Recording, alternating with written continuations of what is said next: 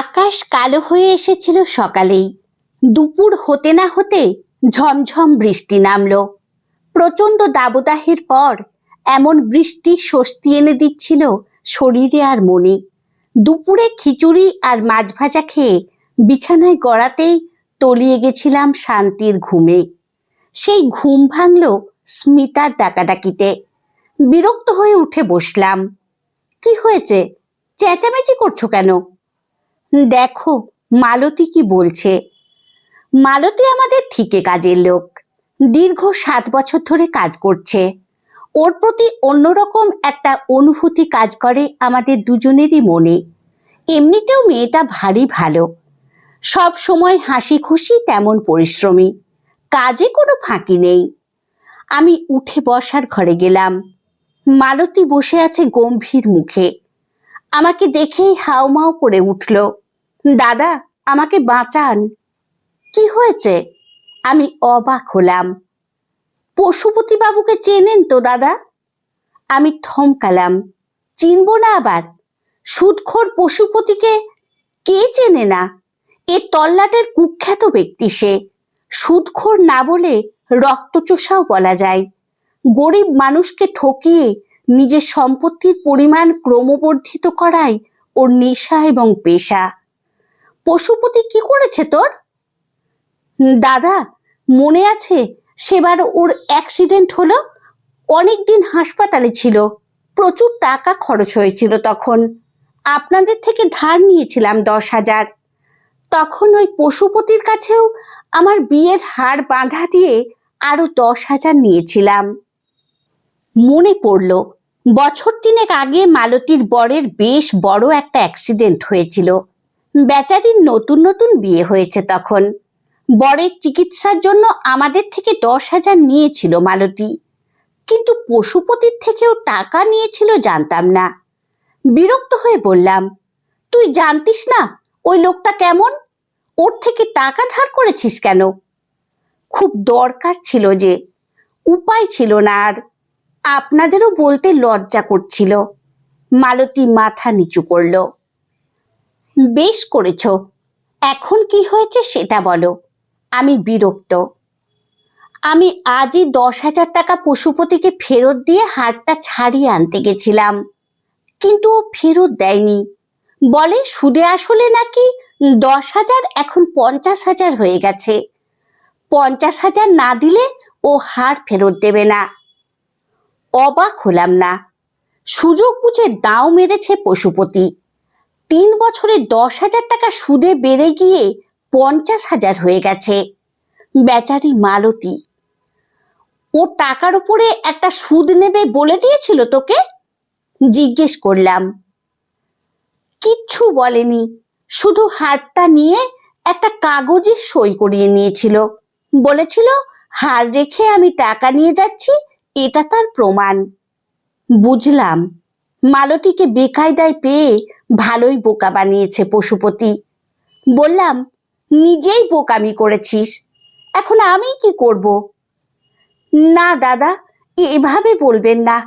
অনেক আশা নিয়ে আপনাকে বলছি। জানি আপনি ঠিক কিছু একটা করতে পারবেন। আমি কি করতে পারবো বুঝতে পারছি না। তবুও বেচারির মুখের দিকে তাকিয়ে বললাম, দেখি কি করা যায়, তুই বাড়ি যা। খুশি হয়ে চলে গেল মালতী। পরদিন সকালবেলা পশুপতির বাড়িতে গেলাম। লোকটাকে একেবারেই পছন্দ হয় না, কিন্তু মালতীর মুখ চেয়ে এটুকু করতেই হবে। আমাকে দেখে পশুপতি বিগলিত ভঙ্গিতে বলল, মাস্টার যে, আমার বাড়িতে চরণ ধরে পড়ল আপনার, ধন্য হলাম আমি। লোকটার মুখে ধূর্তের হাসি। মনে মনে রেগে উঠছিলাম। কোনো ভনিতা না করে সরাসরি বললাম, ইচ্ছে করে আসিনি, আসতে হয়েছে। কি শুরু করেছেন আপনি? গরিব মানুষের সম্বল কেড়ে নিয়ে সুখী হতে চান? অনেক তো হলো, এবার থামুন। পশুপতির মুখ কঠিন হয়ে উঠল। তারপরেই অবশ্য নিজেকে সামলে নিয়ে বলল, একটাই জীবন মাস্টার, সুখের জন্য যা যা করা দরকার করব আমি। কাউকে ডেকে আনি না আমি। ওরা নিজেরাই আমার কাছে আসে বিপদে পড়ে। বিপদের দিনে আমি তাদের পাশে দাঁড়াই, তাই এটুকু আমার প্রাপ্য। গা জ্বলে গেল আমার। কেটে কেটে বললাম, কোনটা প্রাপ্য? ফেরত দেবার ক্ষমতা নেই জেনেও ওদের সম্বল বাঁধা রেখে চড়া সুদে টাকা ধার দেন, তারপর টাকা ফেরত দিতে না পারলে জিনিসটা আপনার হয়ে যায়। এটা তো ছিনিয়ে নেওয়া। সে আপনি যাই ভাবুন, নির্বিকার পশুপতি। মালতীর হারটা আপনি ফেরত দিন, বেচারির বিয়ের গলার হার। ওটাই হয়তো ওর একমাত্র সম্বল। অনুনয়ের গলায় বললাম, টাকা দিলেই ফেরত দিয়ে দেব? এত টাকা ও কি করে দেবে? তা আমি কি জানি। আরো নির্বিকার পশুপতি, আপনি কিন্তু ভয়ানক পাপ কাজ করছেন। বেআইনিভাবে চড়া সুদে টাকা ধার দিচ্ছেন, তারপর জিনিসটা আত্মসাৎ করছেন। ঈশ্বর কখনো আপনাকে মাফ করবেন না। ভয়ানক রেগে গেছি আমি। পশুপতির মুখ কঠিন হয়ে এসেছে। সারা জীবন ছাত্র পড়িয়ে গরিবের মতো জীবন কাটিয়ে দিলেন, আপনি এসবের মানে কি বুঝবেন? আমি কোনো বেআইনি কাজ করছি না। টাকা রোজগার করা সবার অধিকার, সেটাই করছি। ঈশ্বর আমাকে নিয়ে কি ভাবছেন সেটা আপনাকে না ভাবলেও চলবে। আপনি অন্ধ হয়ে আছেন, বুঝবেন না কিছু। যাক, এখন আমি যাচ্ছি, কিন্তু হারটা আপনাকে ফেরত দিতে হবেই। তার জন্য যা করতে হয় করব আমি। আমিও কঠিন গলায় বলেছি, কোথায় পাবেন সে হার? আমি সেটা গলিয়ে অন্য জিনিস বানিয়ে ফেলেছি। কুটিল হাসি পশুপতির মুখে। প্রচণ্ড রেগে বেরিয়ে এলাম। ভাবলাম, ক্লাবের ছেলেদের বলি ঘটনাটা। ওরা আমাকে যথেষ্ট সম্মান করে, নিশ্চয়ই কিছু একটা ব্যবস্থা হবে। কিন্তু আমি জানতাম না পশুপতির হাত কত লম্বা। পশুপতির নাম শুনেই বেঁকে বসলো ওরা। বলল, পশুপতির সুদের ব্যবসা তো নতুন কিছু নয় কাকু। মালতী বোকার মতো ওর কাছে গেল কেন? ওই লোকটার ক্ষমতা অনেক, আমরা কিছু করতে পারবো না। তাছাড়া লোকটা অনেক চালাকও।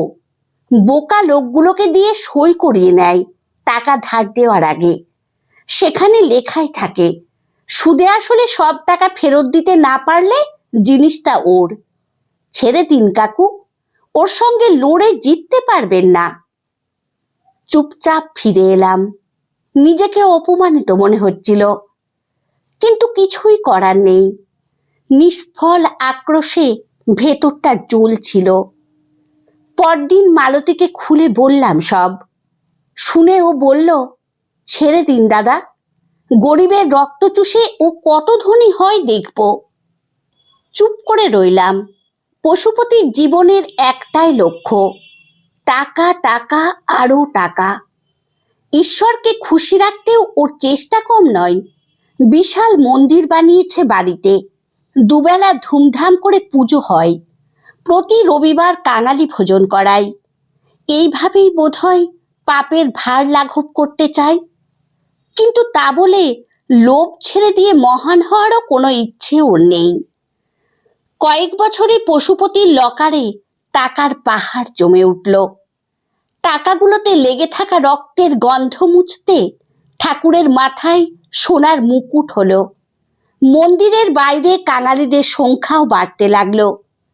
এখন প্রতিদিন প্রসাদ পায় ওরা। বাইরে থেকে পশুপতির প্রাসাদের মতো বাড়িটা দেখে আমি ভাবি, এখন কি পশুপতির লোভের ঘড়া পূর্ণ হয়েছে?